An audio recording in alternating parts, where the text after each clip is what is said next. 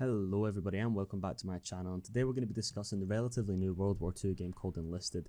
Enlisted is an FPS game based on World War II battles. These battles are including the likes of Battle of Berlin, the Normandy invasion, etc. It's a highly squad based game and focuses on a massive scale battle. It's created by Gaijin, the War Thunder creators, so we can expect a lot from this game. I think there's a lot of potential to grow in it, and I think it is a good game so far. It's also free to play at the minute, so make sure to hop on.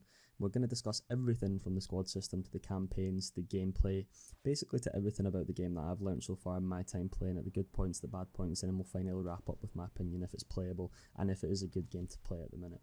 So stay tuned.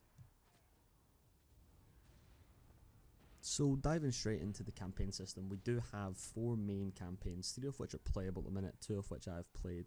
You've got the Invasion of Normandy, Battle of Berlin, Battle of Moscow, and Battle of Tunisia. These are kind of all the sets that you can play in and kind of rank up, get different squads, different levels, etc.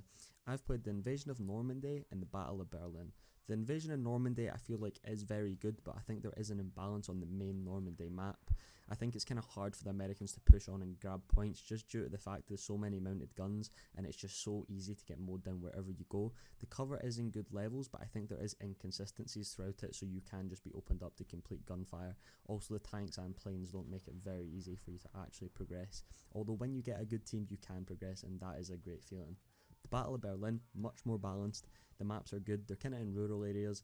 The maps kind of have a good sense of mechanic to them as well, so there is that kind of level of balance, atmosphere and gameplay. It's all kind of merged into one. It is really fun to play. I really do enjoy that, and I think the Battle of Berlin wins it on this one. I've not played the Battle of Moscow yet, and the Battle of Tunisia is not yet available for me. I don't know if it's a level thing or if it's just not available to everybody yet, but that is the kind of basis of the campaign system. I'm going to move on to the squad system and kind of talk about how I feel the squad system is, if I like it, if I don't, and kind of what's the good points, what's the bad points.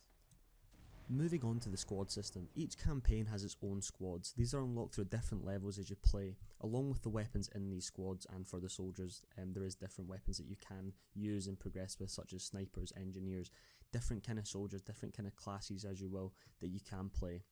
The squad system, I believe you can carry 3 infantry squads and then another squad which is either tanks or planes. The squad system feels like it can be very grindy, and the squads do have their own levels with each soldier. That means that perks can be unlocked for these soldiers. It is a random selection of 3 perks when you do rank up your squad. Every squad has its own set level. Like I said, it can be pretty grindy, and if you're only playing as one squad mainly, you're going to have a massive imbalance of different kind of squad levels throughout, so different soldiers with different perks. I think the squad system has an imbalancer as well when you're playing, because you could play as one soldier who's got a perk that will get you up in 3 seconds, and then you click on another soldier and you play as him and you go down for 8 seconds. So there is that kind of level of imbalancer when you forget who you've actually put these perks on, what they do.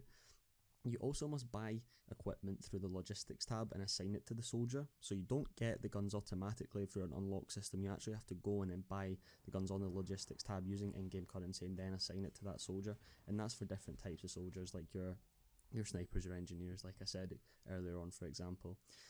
I think the squad system really does need improvement. I don't like it too much. I much prefer to follow the heroes in general situation where you've got one soldier who you've got, well, you might have multiple soldiers, but they're all different things. So you've got your sniper or your infantryman with their set guns, their set kit. As for Enlisted, the equipment also must be bought, so medkits, grenades, etc. So it can become pretty grindy. I don't like it overall, and I don't think it's a good system. It might be good, it just needs improved, and right now I don't think it's at a good state. So moving more into the gameplay side of things, the modes that are included is Squads and Lone Fighter. Squads is an AI based type game mode where it's a mixture of players and AI. I presume it's just to kind of get you introduced. I'm not too sure how it fully works yet. I didn't really quite understand it when I played it, although I didn't like the way it played just because of the AI there. It was quite slow. I don't like playing against AI. It just makes you feel a lot less accomplished when you actually win a game. There is then Lone Fighter, which you unlock at level 3. That's fully based on non-AI, so it's player v player. It's like full out war and kind of heroes in general. So think of the 2 modes like Assault, for example, is the squads, and then Lone Fighter is the kind of player versus player war kind of atmosphere kind of thing. It is really good. I do enjoy it. It is full out war. The atmosphere is incredible, especially spawning in. You get the whole hurrah stuff from the Americans. It is really good in terms of that. I don't think it's I think there needs to be more game modes, mainly because I don't think there is enough yet. It is obviously relatively new, so more modes will follow. You do have your training mode exam, for example, if you want to go in there and learn new things or try out new weapons or try out the tanks, etc. So that does exist. That's a good feature to have. Moving on to like the solid gameplay when you're actually in the game. The good points that I've found is that atmosphere is incredible, much better than the likes of Heroes in General's Hell Let Loose. It's just got that, it just grips you. It's more of the sounds that are around you when you get pinged by a grenade, the kind of static shake in the black and white you see on the screen, and it is really, really good. All the soldiers kind of yelling, it's really immersive and it is really, really good. The gunplay itself is rather good as well. I think it needs improvement, but I think it is pretty strong for being a newish game. I think the leading of the bullets are kind of in a good state as well. They do work well. Although there is some guns where I feel like it could be improved. For example, the M1 carbine, it's a great weapon once you get used to it, but the learning curve off that gun is really hard. The recoil is massive. It's really hard to actually learn that gun, and sometimes I just refuse to use it because it is pretty much pointless at long range unless you get a one-shot headshot. The spawning concept as well is good, along with the construction of the engineers where you can build rally points, kind of like squads. The game, it is really good concept, but does need improvement again. As you can see, there is a common theme throughout Enlisted here where things are good but they do need improvement, or they're just not consistent. Moving on to the bad points, the player controller is super clunky. It's like you're driving a tank as a player. It's not great. The whole gunplay stuff is fine when you're moving, but one of the things I've run into, for example, is when I aim down sights, there's two versions. There's more of a zoomed out one, you hold right click, it goes into a more zoomed one. Sometimes it just automatically pulls me out of that. I don't know if that's a me thing or if it is a game thing, but I found that to be quite clunky. Along with moving and vaulting over things, you just feel so slow. The stamina system, it doesn't really give you an indication of the stamina. It does in the bottom left, of course, but when you actually run out of stamina, it doesn't sometimes feel like you have. It's just kind of clunky overall, and I think it definitely needs improvement if it's going to go up there with the likes of your Hell Let Loose. I also think the planes are really difficult to use. Now, this is kind of weird coming from Gaijin because obviously they've got War Thunder, but the planes are so hard to control.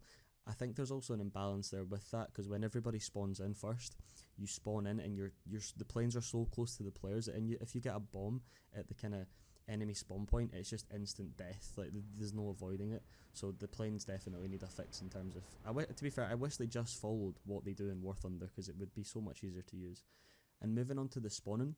The spawning does need fixed in a sense. So I can spawn on a teammate that's in a point and a capture point, so you can overwhelm the point, and there you go, there's already an imbalance of people there. I can also spawn really close to enemy places like capture points on FOBs, so that's not great as well. And you can also spawn in and just instantly die on players or on FOBs, so I think there is kind of difficulties there, and it can lead to quite a bit of frustration. And I've had that with a few of my friends try to play and they spawn and instantly die and they go off because, it is frustrating sometimes. I also think downing players is inconsistent, mainly because if I shoot someone, sometimes they go down, sometimes they die instantly. I don't know what the level is there. I don't know if it's based on their health. I don't know if it's based on critical shots. I don't think it's consistent enough, and I think it needs to be improved as well. Wrapping up, I do think the game overall is worth playing at the minute. I do think it is going to improve. I really do enjoy the game. I think it has kind of grown an addiction on me. I do really enjoy it. I don't think it's quite up there with the levels of H&G and Hell Let Loose yet, but I think it's definitely got the potential to surpass they two. I think it is going to be really good once they've fixed these kind of nitty bitty things like the clunky player controller, the plane to spawn in, the downing players. I think it has got a lot of levels of consistency in some places, but I don't think it's fully there yet, and I think it will need improvement. But for now, it is good fun. I don't think it's a game you can play for long hours at a time right now, but sure, jump on, give it a go. Leave your thoughts in the comments of what you think about the game, and if you think anything I've said is wrong or you disagree with it, and that would be great. So thank you guys for tuning into this video. It's been a great first video on my channel, and I hope you look forward to more as well. If you did enjoy this video, please leave a like and please subscribe to the channel. It means a lot to myself personally. And also comment down below what you would like to see or what kind of content you're kind of looking forward to from this channel. It is new to me, it is quite fun and interesting. So make sure to leave your thoughts and feedbacks, and thanks again for watching, and we'll see you in the next one.